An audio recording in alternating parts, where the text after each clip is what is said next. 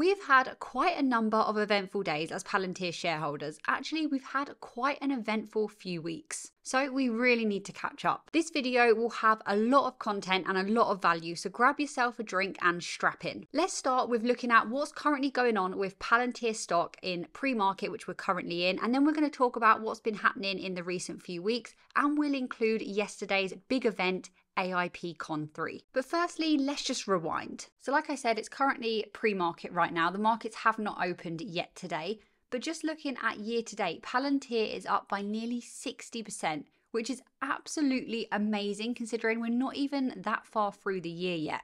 But if we just go to a 1 month period, not that crazy. 6 months, obviously incredible, but what you'll start to notice is there is a massive jump that we can see that happened after the 5th of February.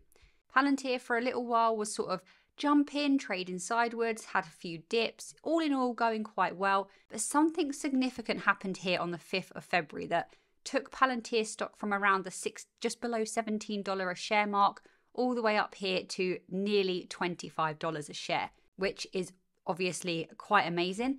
What happened there? Well, one thing and one thing only, an incredible Q4 earnings. It goes to show what's been happening in the markets recently. Anything related to AI, especially the companies that have real value in the world of AI and the shift towards AI, namely Palantir, Nvidia, some other companies as well, they have been seeing such momentum. And then when they can back that momentum up with a good earnings, the market just absolutely loves it. So I've spoken about earnings already, so I won't touch on this too much, but just to quickly recap, they announced really strong, really robust results. They had their 5th quarter of GAAP profitability, which means that they are still eligible for S&P 500 inclusion, which has been a whole talking point in and of itself, which we'll come back to in just a minute. But I think it was a real landmark because this earnings was the time that Palantir could demonstrate, could signal to everyone that was doubting them, institutional investors, retail investors, analysts all around the world, that actually they do have the proof. They have the numbers and they have the growth to support the stock price increase that we have been seeing. And then we had quite a number of partnerships being announced. So we had good earnings and then we had a few partnerships coming out, being released. That just adds to the momentum. That just means more demand of the stock. That then shoots up the stock price even more. Then roll forward to the 20th of February and we had yet another thing happen for Palantir. This time it was that they released their 10K. Now this 10K had quite a number of important insights in that every Palantir investor should absolutely be aware of. I did make an entire separate video on the most important points that I got from this, and I will leave it linked on the screen now if you have not yet seen that video. But there was loads of good stuff in there. And we got insights about client concentration, about client geographical diversification. We learn about stock-based compensation, share buybacks, and so much more. And all in all, that document again supported how well Palantir are doing. Because remember, we see the stock price when we log on to Google, we log on to our trading app, and that tells us some stuff. Of course, it's important. But what's happening behind the scenes, understanding the company behind what you're seeing on your app is so important. And it's these pieces of evidence that we need to ensure us that as long-term investors, we are doing the right thing, putting our money into Palantir. Roll forward again to right at the end of February, and we understood that on the 1st of March, we would learn potentially whether or not Palantir was going to be included in the S&P 500, because it was on that date, the 1st of March, that they were going to announce who was going to be included, and then the actual inclusion would happen a couple of weeks later.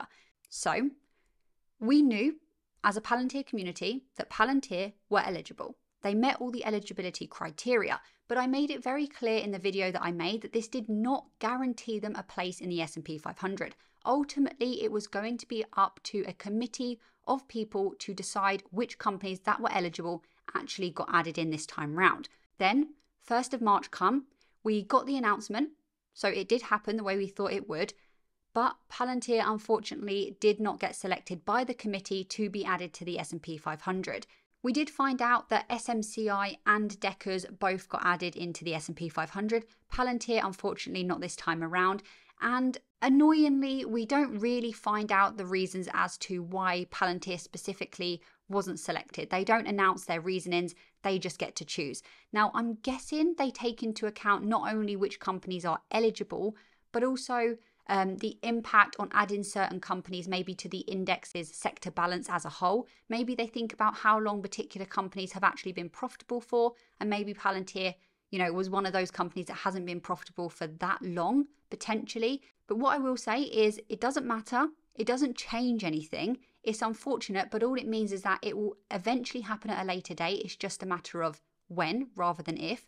And it gives us time to accumulate more shares because, like I said, normally when a company gets added into the S&P 500, it does have a short-term impact on their stock price. So that happened on the 1st of March. Also on the 1st of March, we heard about a big contract, a $9.8 million contract that Palantir got awarded from DISA, DISA, which stands for Defense Information Systems Agency. This contract is to develop an electromagnetic battle management, a joint decision support prototype. And this contract is for 1 year. Now, if you're confused about what I've just said, let me just explain this. Palantir will be helping to create a special piece of software, a special tool. This will then be used to help the US military to actually plan and manage operations that involve the electromagnetic spectrum. This seems really odd, like why Palantir getting involved in the US Army, helping them to develop something that will help them manage and plan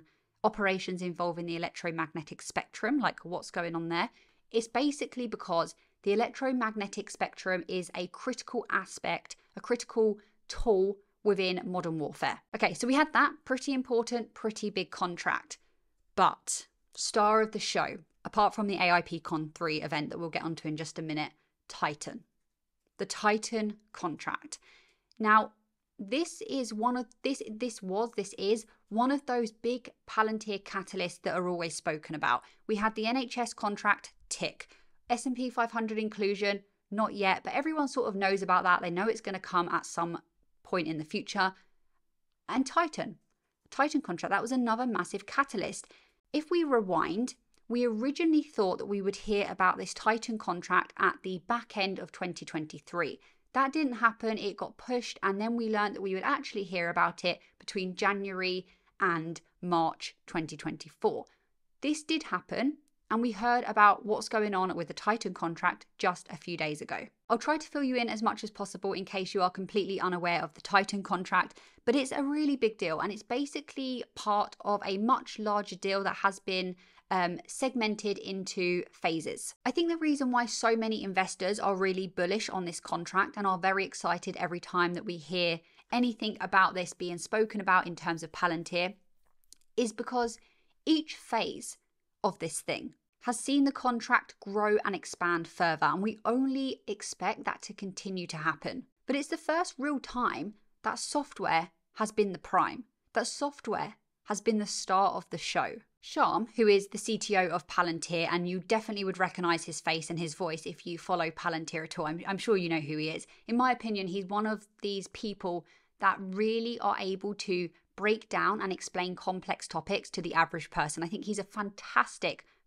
speaker on Palantir's behalf. And anyway, he recently did an interview on CNBC. And in this interview, he referenced how Tesla, which another firm favorite of this channel, of course, disrupted the automotive industry by building a software-driven vehicle. We know that this has happened. We know that it's continuing to happen. He's absolutely right. But what he's now saying is that it's software that is the most important weapon system, and it's paving the way for the broader defense ecosystem. And with this Titan contract, Palantir are leading with software.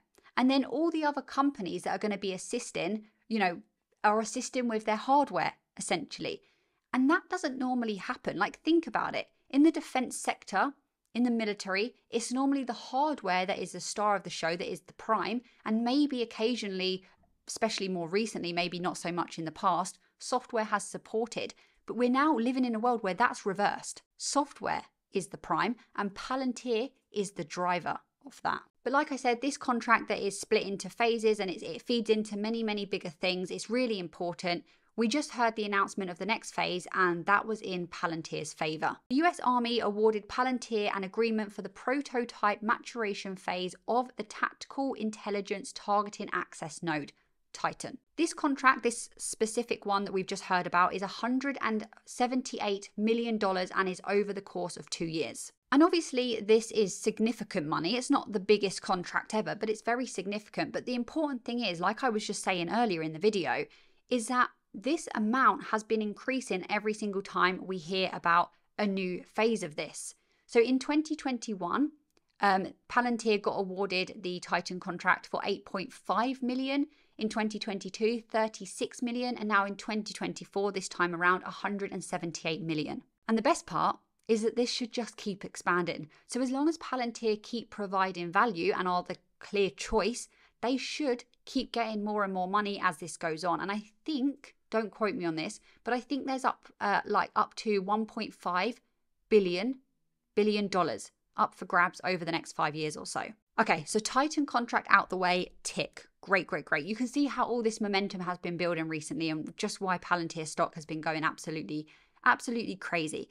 But we must, it wouldn't be a fair video to catch you guys up on if we did not speak about what happened yesterday. Thursday, the 7th of March, AIPCon 3. But just before we get into that, let's just rewind to past Hayley, and then we'll jump over into that. If you want to start investing in the stock market, or you're looking for a good app to do your market research and investing on, then I've got a good deal for you, which will start you off with 5 free shares when you deposit just $100. This then increases to 15 free shares if you deposit $1,000. And it will also give you 8.1% interest on uninvested cash if you open an account before the 31st of March. And this offer has been given to viewers of my channel by Moomoo, which is an investing platform used by over 20 million people globally. One feature I really like about Moomoo is that you are able to see everything that you need to know about any given stock in just a matter of clicks. Right now, you can see that Palantir's revenue is coming from 2 places,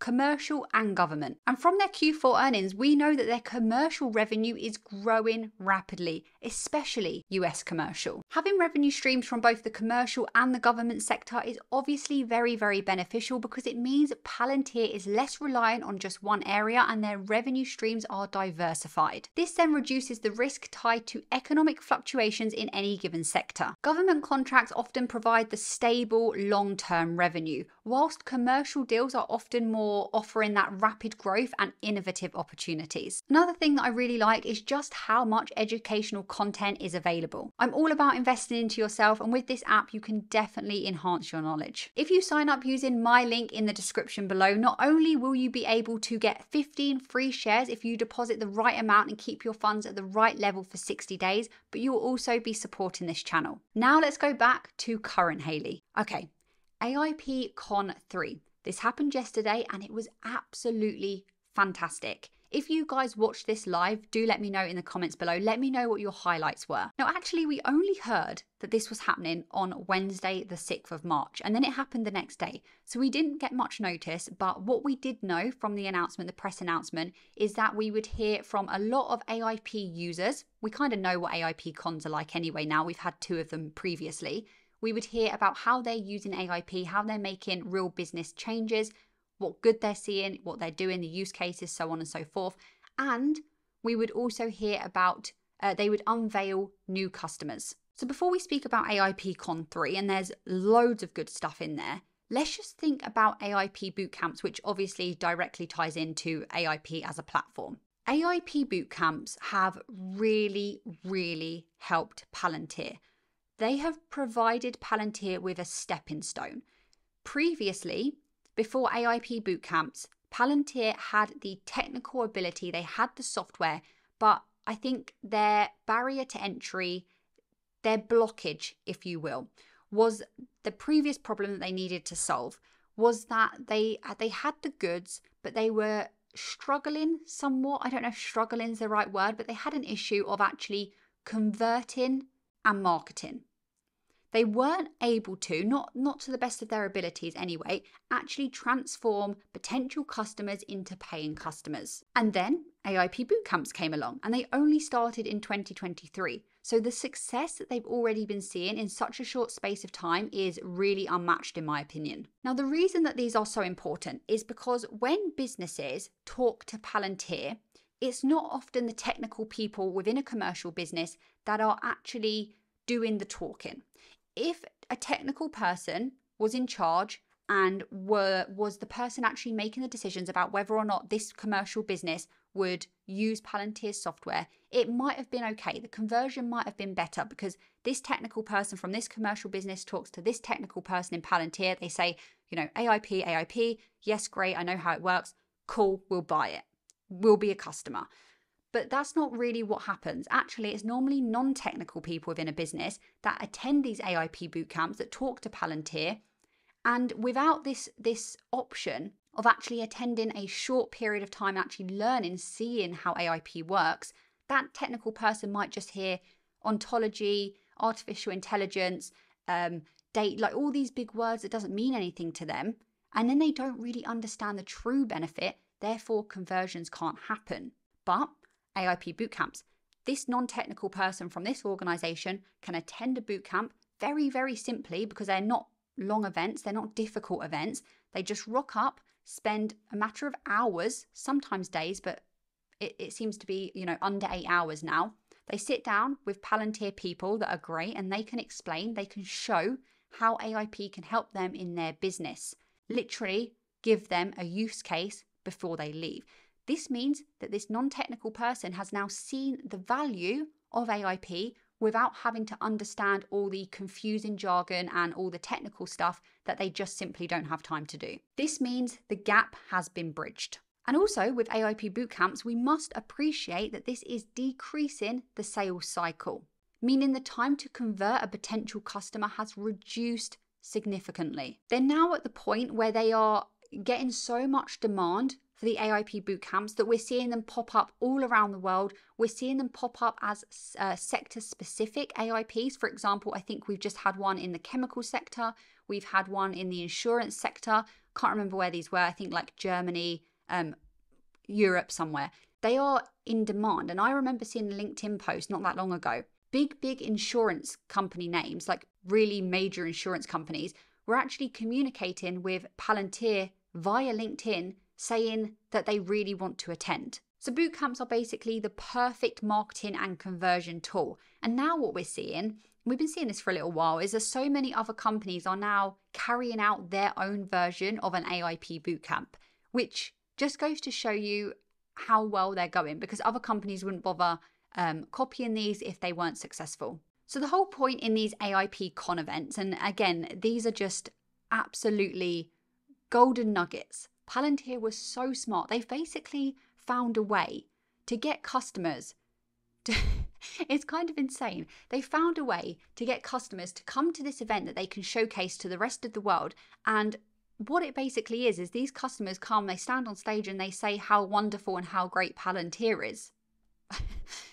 You've got to be providing value for customers to actually want to come and do that. But anyway, we get to hear about AIP users and their use cases of AIP. And at this point in time, we've had nearly 850 bootcamps that have happened. And like I said, that's happened in a very short space of time. So these AIPCon days are really a chance to actually understand how those customers have been using AIP in their business. Because again, quite a lot of times before we hear about what they've actually been doing, we just see a press release of, this company's working with Palantir and they'll be doing this. But when we actually hear about what they've been doing in the day-to-day work using Palantir's AIP, that's when it really hits home and you understand how valuable this stuff is. Now, lots and lots of great things from this event, many, and I advise all of you that are Palantir shareholders to watch the whole event. But probably my favorite takeaway, my most favorite speech came from Panasonic. Panasonic spoke about how they are combining a virtual reality headset, so like the Vision Pro, Apple's Vision Pro, with Palantir's software. They are using these things and their ontology to make sense of vast amounts of data in real time. And this is kind of the first time that we've really seen a particular use case, especially on the commercial side, not the defense side, in terms of artificial intelligence, virtual reality, mixed reality, using Palantir. So at a very high level, what Panasonic are doing is they are using virtual reality plus their ontology plus AIP to fix their production machines in real time very fast. They are using this to enable their technicians on the floor to solve the problems associated with their production machines. The speaker from Panasonic was basically saying that they have so much data, and like this makes sense, a company like Panasonic, can you only imagine how much data they're going to have? And they were struggling because they can't easily and quickly make sense of it all. And I think she said something like, and putting it into an Excel spreadsheet or using Excel is just laughable. Like, you can't do that. That's where Palantir comes in. She was mentioning how previously it would take someone 3 to 6 months to become competent at actually solving basic problems associated with these machines having issues. But now with Palantir's help, this is taking so much less time. So if you haven't actually seen the video of what they're doing, I'll try and put it on the screen now. But essentially, their technicians are able to put the goggles on, so the Vision Pro or whatever, and then they are able to use a project called Ask Atom, which is a co-pilot, and it uses AIP and ontology to enable this co-pilot to actually troubleshoot issues for them. It's a way to quickly and easily link information to make suggestions about what could be wrong regarding the piece of equipment that is standing in front of the technician, and actually suggest possible fixes that technician can then try. And what does this do? Well, it saves a ton of stress and it saves a ton of the employee's time, because what it means is that technician is not then having to, providing they don't already know the fix, they're not having to then piece together relevant information, search many databases, find previous times that this same issue's happened, what were the solution. No, they don't have to do any of that, because it's all being done for them, and it's being done for them pretty much instantly. And another thing is that it's only bringing back relevant stuff. So let's just say that previously, before they were working with Palantir, that a technician was only able to solve maybe 1 or 2 problems, fix 1 or 2 machines in a given day, because they were spending so much time looking for the solution, investigating what's happened previously, what the solutions were previously. But now with Palantir's help, think about how much time is being saved. So what could that be in terms of how many more machines that they can fix? Maybe 7 a day instead of 2. I don't know the numbers, but it's quite eye-opening to see that this is really saving time. This then means that there are more machines on the production floor, working, more output, more revenue, the list goes on. And another thing that I really liked that she told us about was that the technician will actually record the solution and what they do. This then means that solution is then indexed back into Atom, Ask Atom, the co-pilot. And this then means that this is being trained. This is being trained over time. Atom's knowledge then improves and it gains experience, basically. She also spoke about how they're going to be working with this in the future. They have a plan to roll this out into their other Panasonic plant, which is obviously great. It's also serving as a training tool. So it means that they are able to onboard new employees faster. Again, great. What does that do to the top and bottom line of a business? And they also want to move towards a way to actually be more predictive and more proactive rather than reactive. They want in their version 2, and she spoke about this in more detail, they want to start being able to find out actually what has the potential to go wrong, what could break in 1 week's time, 2 weeks' time, rather than waiting for it to break and then fixing it. And when she was speaking about this, all I could think about was the work that Palantir have been and are continuing to do with Airbus, where they have their whole platform called Skywise, all about predictive analysis, solving the problem before it happens. And also, don't forget about the link between Panasonic and Tesla as well. So in my opinion, Panasonic was kind of the star of the show, but there were many great speakers, many pieces of information given that were really bullish for Palantir investors. We heard from Lowe's and how Palantir has helped them reduce overdue activities by 75%. And then again, I saw this post on X from Chad, and he said, that's a wrap for AIPCon 3. And I will leave you with this. I had dinner with multiple customers. I heard this unsolicited and repeatedly. I tried to do this use case with XYZ hyperscale SaaS platform last year. You guys showed up and did it in a day in the bootcamp. I still can't believe this. Now I want to go and repeat this across my whole company. He said, just let that sink in. Honestly, I am in shock. And you can see the rest of the tweet there. It just goes to show that companies on the commercial side have been trying to work with particular providers for a long time, and they've never really actually found a proper solution. And then Palantir comes along, and in a matter of such a short window of time, they've got exactly what they were looking for and then some. If you're still watching at this part of the video, leave me the most random emoji that you can find in the comments below. But let's move on. So the day before, I hope I'm getting all my timelines in order here. The day before the AIPCon, or the day before I'm going to say, we had an interview from the man himself, the man of the hour, Mr. Alex Karp, Dr. Alex Karp, I should say. He interviewed with Ed from Bloomberg. But one big thing that came out of that interview for me was when Karp was kind of asked about the future of Palantir, in the sense that right now Palantir obviously offer solutions to commercial businesses and to government organizations. But could Palantir, in the not so distant future, actually offer solutions to customers, to the general public, to me and to you, like we buy maybe Microsoft solutions? And Karp kind of hinted that this was definitely a possibility. He said that you are only seeing the tip of the iceberg. He said we are going to show more and more of what we have. So that could be very interesting. If you've got an idea of what that might look like, again, leave your suggestions in the comments below. But I don't think it will be a very long time until we actually see Palantir announce a product that we can actually have a go at. Because, you know, there's people that work in organizations right now on the commercial side that are using AIP, that are using Foundry. But for the most of us, the majority of retail investors, we haven't actually been able to get hands-on experience. And that's quite unique because Palantir Tesla investors, Microsoft investors, Apple investors, they can literally use the product, the software, hands-on and decide how good it is. When that happens for us Palantir investors, I think that's going to be quite a big deal. Karp also says that a lot of these people asking the questions, by the way, are not academic. They are investors in Palantir and they have supported us when we were down on the ropes. And those are the people that we are fighting for.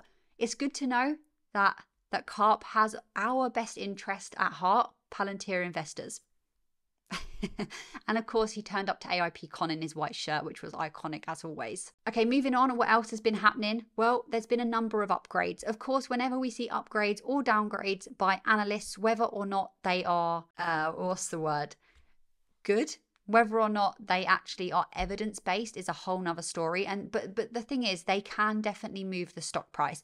And we have been seeing that. But clearly, everything that I've spoken about in this video, there's been many things that has been causing the stock price to go up recently. Upgrades have been happening though. We've had an upgrade from $24 a share to $28 a share by Bank of America. Now, the analyst that does this, that covers Palantir, is absolutely wonderful. She is one of the analysts that truly have taken the time to research Palantir. So definitely read that report because she understands Palantir, and what she's saying, I think, is absolutely spot on. But a big reason for their upgrade was due to the Titan contract. Wedbush, of course, good old Dan Ives, has upgraded to $30 a share. There was many more upgrades as well, but there was also one analyst that decided to reiterate a price target of $5 a share. I don't even know what to say about that, to be honest, but, you know, each to their own. We also heard another announcement, another partnership that's worth noting here, which is Red 6 and Palantir. They've announced a partnership together. And I didn't really know who Red 6 were until this partnership was announced, but they are a startup tech company who specialize in augmented reality. And this partnership will be combining Red 6's augmented reality technology with Palantir's Ontology SDK to enhance augmented reality applications in defense. So basically, guys, what I'm saying is there has been many pieces building momentum. Lots has happened in a short space of time, and the stock price has absolutely been seen to go up as a result of that. If you've made it this far in the video, I want to tell you about a free workshop that I am hosting and actually give you guys the chance to book your place because there are going to be a limited number of people that can actually attend. This bootcamp will be happening on the 27th of March at 7 p.m. UK time. Anyone is welcome. Like I said, it's absolutely free. It's going to be about a number of different things, including assessing your risk tolerance, and I'll be giving away a free calculator so you can actually work out how much risk you want to take with your portfolio, and then you can use that to actually make a strategy and decide your asset allocation. We'll be going all through that in the workshop. We're talking about rebalancing. Should you do it? If you should do it, when should you do it? How should you do it? We'll be talking about actually understanding how much you can afford to invest each and every month.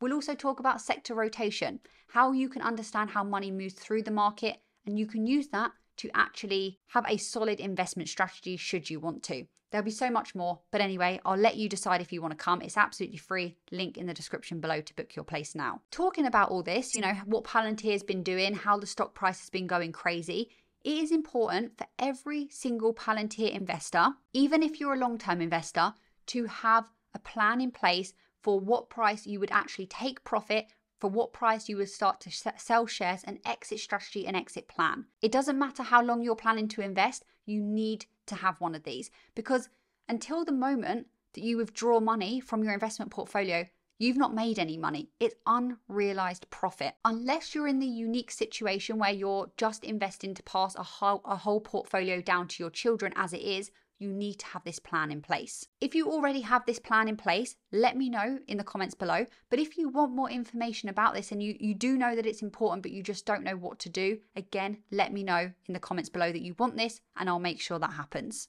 Thank you so much for watching this video. It is a very, very exciting time to be a Palantir investor. But thanks for supporting this channel, and I will see you in the next video very soon.